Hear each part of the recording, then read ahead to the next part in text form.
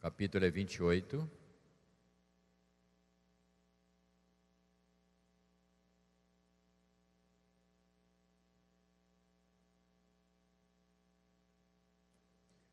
Vamos mudar de posição, se você já estiver preparado.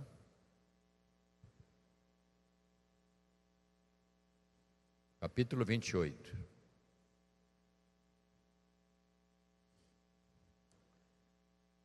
Às vezes nós lemos a Bíblia e não sabemos quando começou a história da nossa salvação, do nosso Salvador, nosso Pai na fé, que é Jesus. Mas é uma narrativa das mais lindas que temos aqui. Capítulo 28 do livro de Gênesis.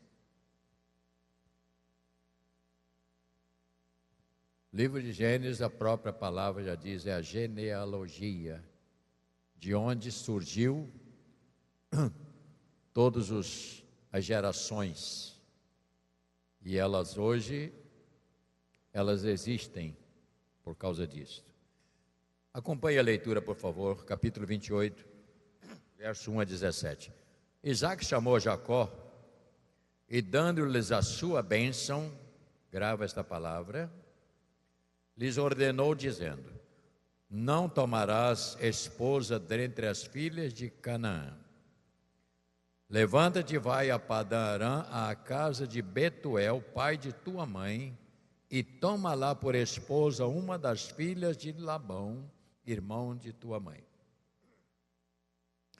E ele aqui diz no verso 3: Deus Todo-Poderoso te abençoe e te faça fecundo e te multiplique, para que venha a ser uma multidão de povos.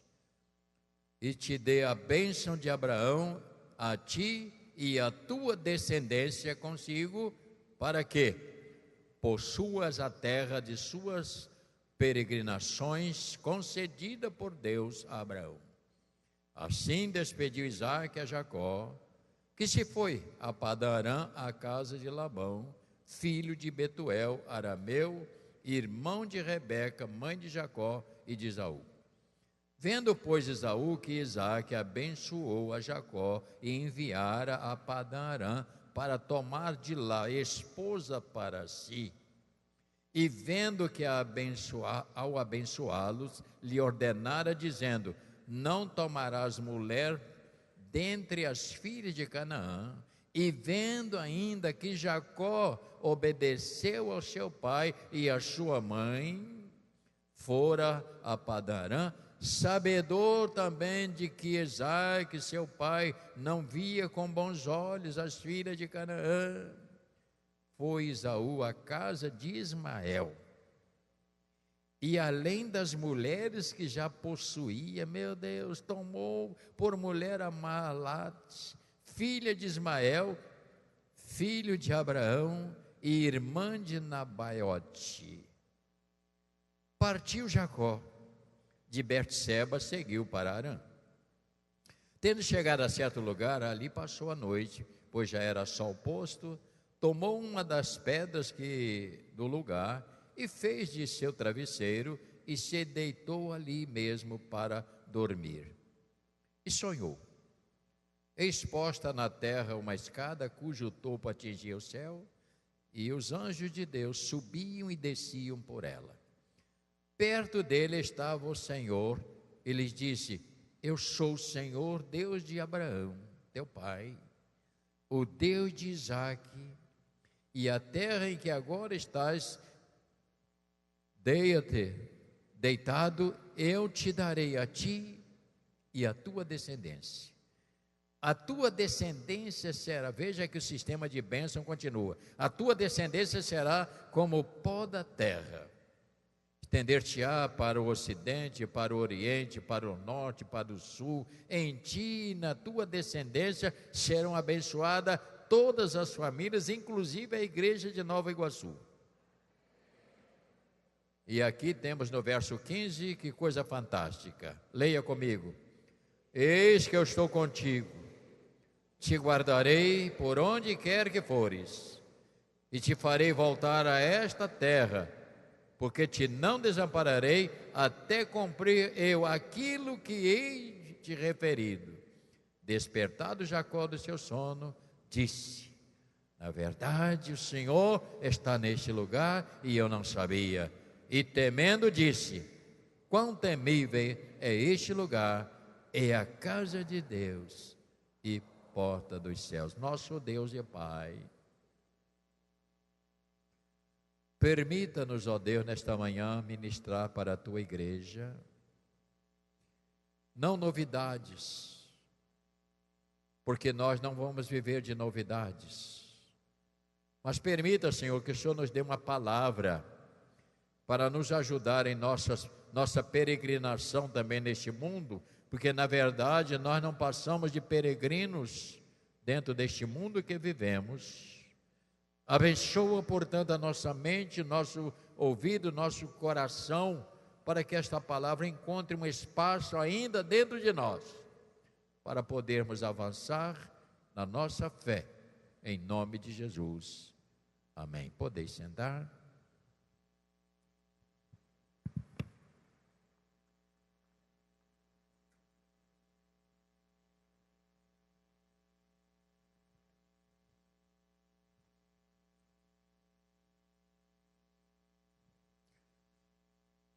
Eu tenho falado no dia de ontem, aqui na parte da manhã, sobre cuidar das futuras gerações, que creio eu que desde o início foi este o cuidado de Deus, porque vemos neste texto lido, ouça bem, assim como a nossa preocupação aqui como pastores,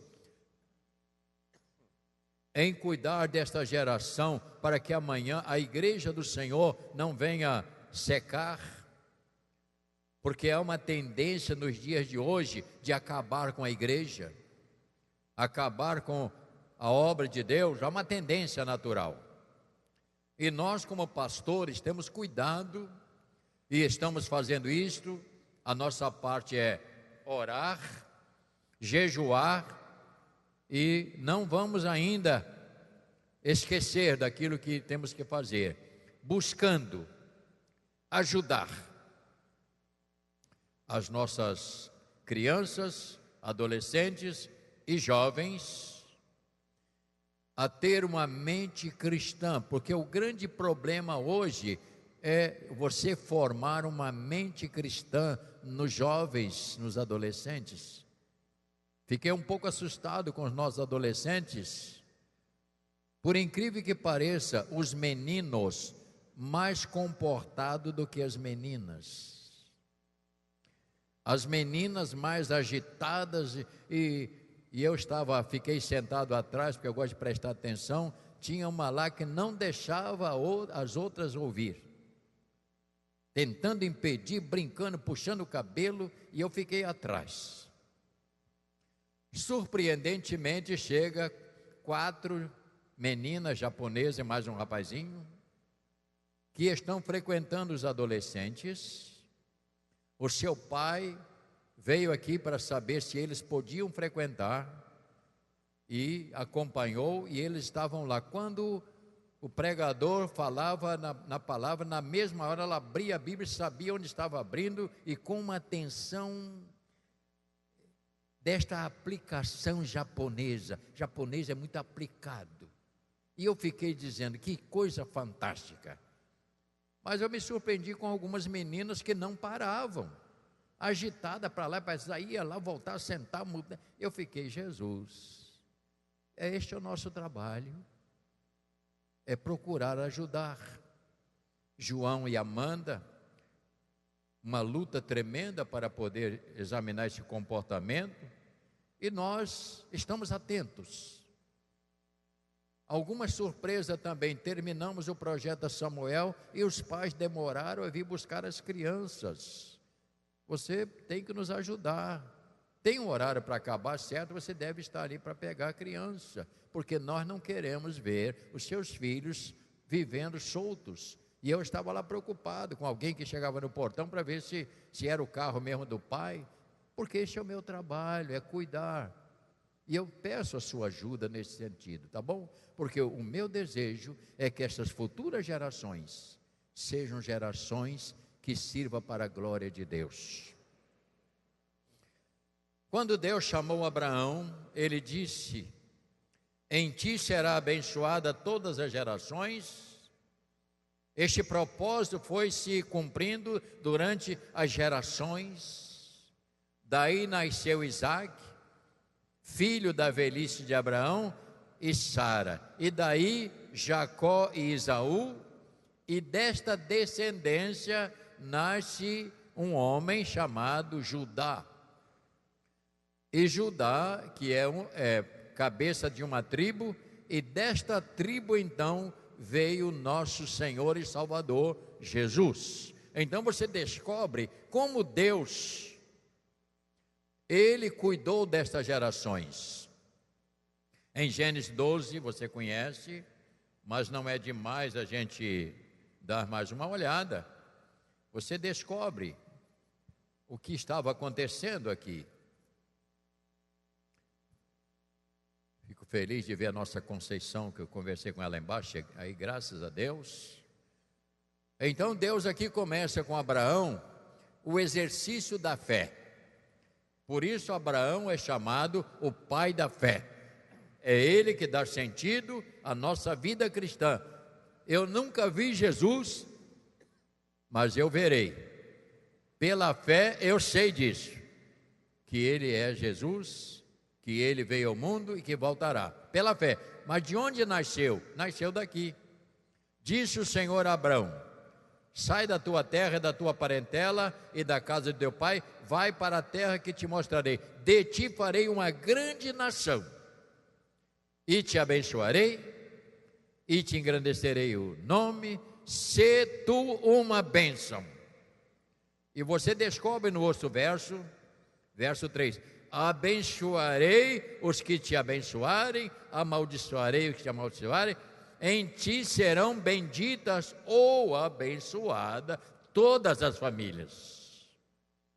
Todos nós que aceitamos o Evangelho, aceitamos Cristo como Senhor, nós estamos no fio desta geração, o qual Deus abençoou. Então nós somos frutos das bênçãos de um homem que obedeceu e que gerou um outro lá no final que também obedeceu.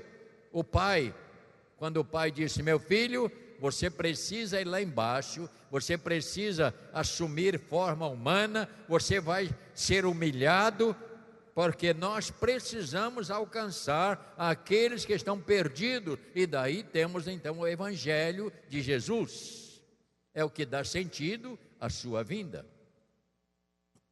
É importante também observar que Abraão gerou um filho que temiam a Deus e estavam prontos para dar a própria vida, porque desta geração, como eu estou dizendo, nasceu o Salvador, o Senhor Jesus, que ele, Jesus, nos gerou. Eu não sou gerado pelo meu pai. Meu pai obedeceu uma ordem divina: crescer e multiplicar. Mas a minha segunda geração, eu sou gerado de Jesus.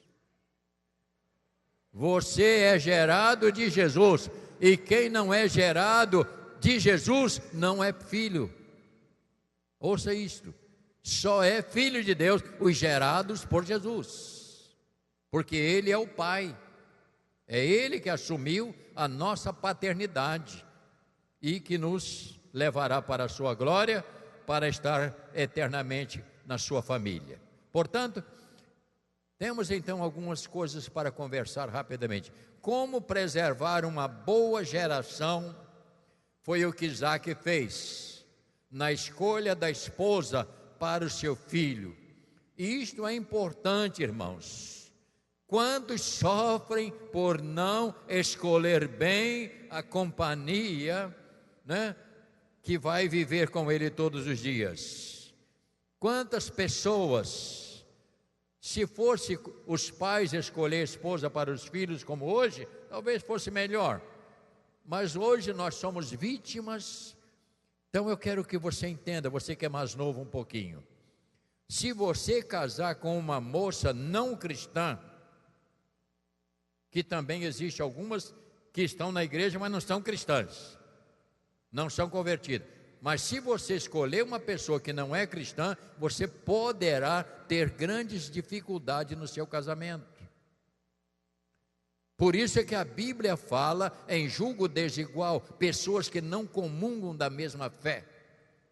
Eu não estou dizendo que há moças lá fora que não são cristãs, que não sejam boas, não é isso que eu estou falando. Eu estou dizendo que a sua família, você que vai casar, moça ou rapaz, se você é uma jovem, escolhe uma pessoa perdida do mundo, que tem hábitos errados, e você vai jogar a sua vida e o seu lar será um lar atormentado, com grandes chances de quebrar.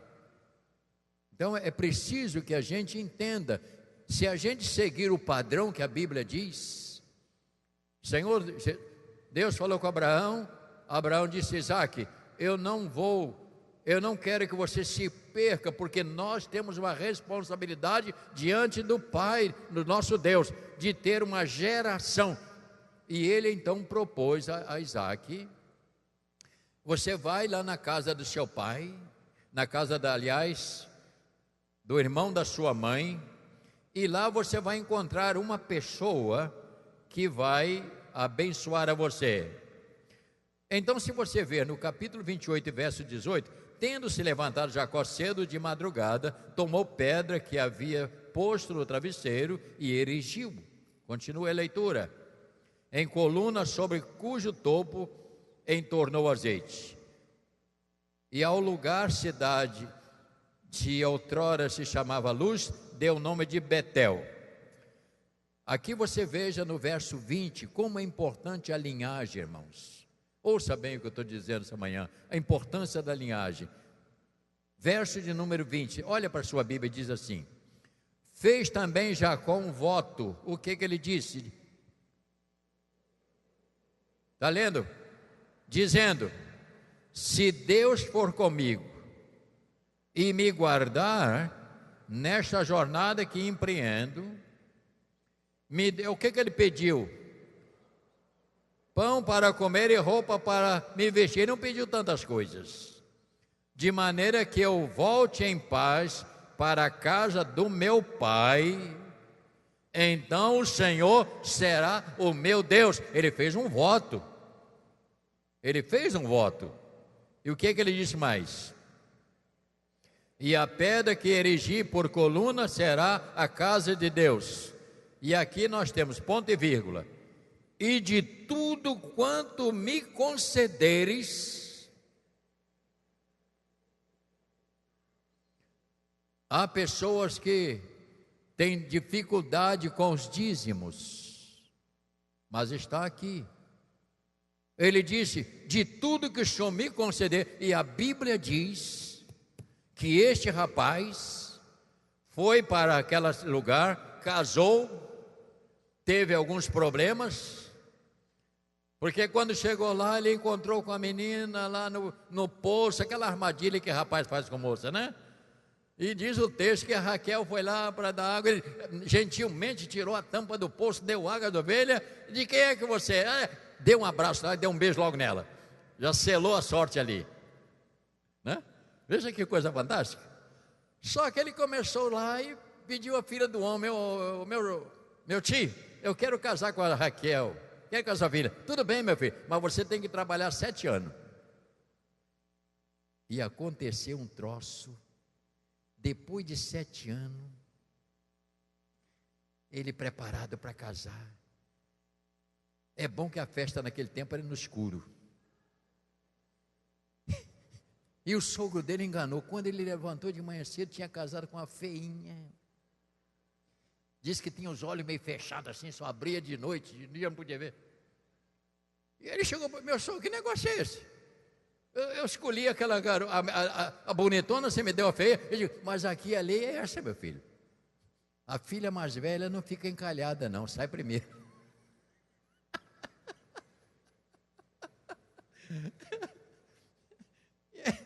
Ele pegou, falou: o que eu faço para casar com ele? Mais 7 anos. E ele encarou a barra. Porque o amor é capaz de enfrentar as situações. Você está me ouvindo não, igreja? Por amor você enfrenta as situações. E ele então casou com a outra. Agora, quando ele voltou, trouxe uma filharada, um homem bonzo. E ali teve a multiplicação que Deus deu para ele. Mas não é o caso. Só para você saber que a história, ele não recebeu de bandeja. Teve que encarar para chegar lá. Alguém que faz imã e faz assim porque é relógio parar. Para tirar esta geração de fé, Abraão então passa por uma prova. E aqui nós temos uma palavra profética no capítulo 22 de Gênesis. Isso aqui é profético, meu irmão. Porque aqui Deus então foi depurar o amor de Abraão por ele. Aqui tem a depuração do amor. E também é uma sombra de Deus, que deu seu único filho. Aqui Deus pediu de Abraão uma prova. Deus então pede a Abraão que ele vá um monte lá onde Deus ordenou e fizesse uma fogueira lá, botasse e deitasse seu filho e queimasse. Você está entendendo como é que funciona isso? Porque Deus diz: sai da tua terra, eu vou te abençoar. Se Deus falou que ia me abençoar, o que ele pedir eu não posso negar. E ele pediu para ele matar o filho. Diz o texto, vamos ver aqui alguns. Verso 7.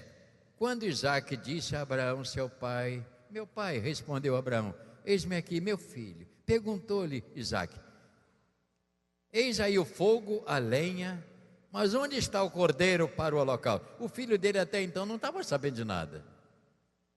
E olha o que ele diz. Respondeu Abraão: Deus proverá para si, meu filho, o cordeiro para o holocausto. Chegaram ao lugar, verso 9, que Deus lhes havia designado. Ali edificou Abraão um altar, sobre ele dispôs lenha, amarrou Isaque seu filho e deitou no altar de cima da lenha, e estendendo a mão, tomou o cutelo para imolar seu filho. Mas do céu lhes bradou o anjo do Senhor: Abraão, Abraão! E ele respondeu: eis-me aqui. Então disse: não estendas a mão sobre o rapaz, nada lhes faça, pois agora sei que temes a Deus, porquanto não me negaste o teu único filho. Aqui temos a base de Jesus, lá na cruz do Calvário. Volte para o texto de cima, para onde nós estávamos.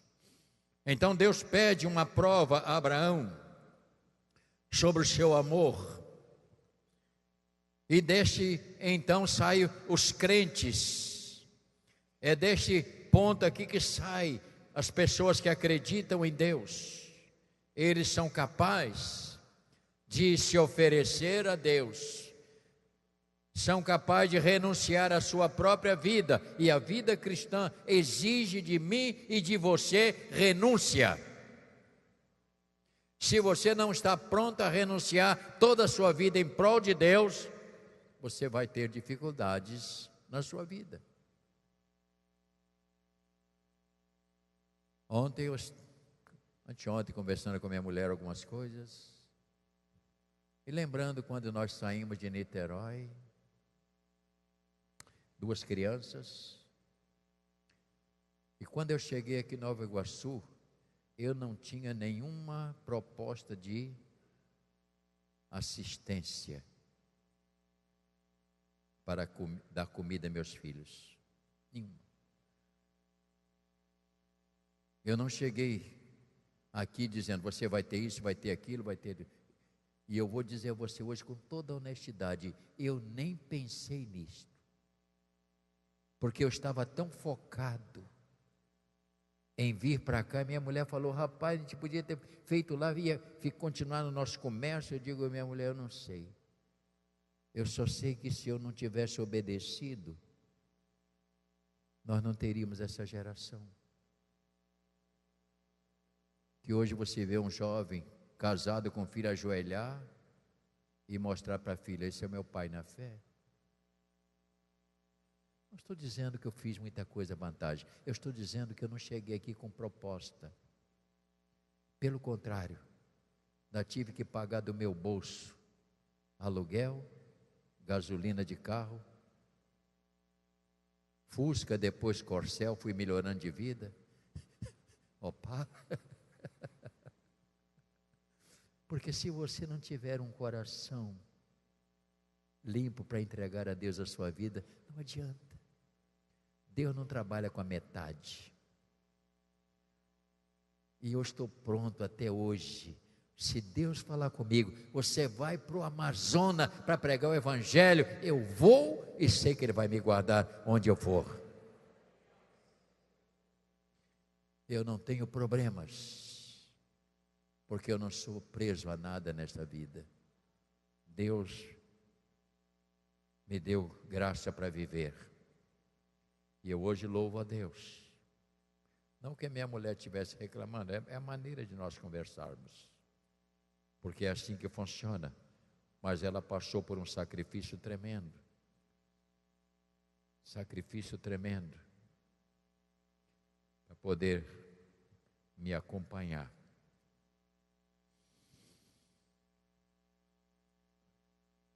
Vamos pensar um pouquinho sobre Maria.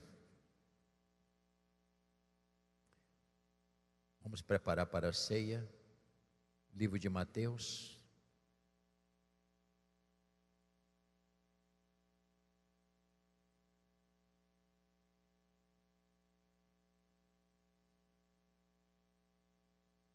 Muita gente aqui não sabe que quando eu saí do auditório dali da Associação Rural, eu tive que deixar 100 cadeiras para pagamento de aluguel. E fui para lá sem levar cadeira. Quebrar a parede para poder... Fizemos uma escada atrás para poder subir uma escada de madeira para entrar no batistério. Nosso batistério, você sabe onde estão os azulejos? Está aqui nesse banco aqui, ó. Ele pintou o nosso batistério de tinta de navio. Está lembrado, vai, reverendo José? Está lembrado? Pintou de tinta de navio para não dar infiltração. E ali nós batizamos muita gente. E ele é chamado de João Batista, o batizador.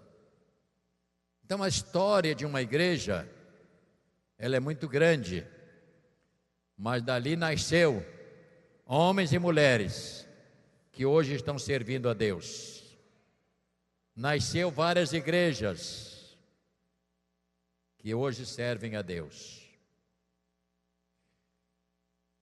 Mateus capítulo 1 e 20.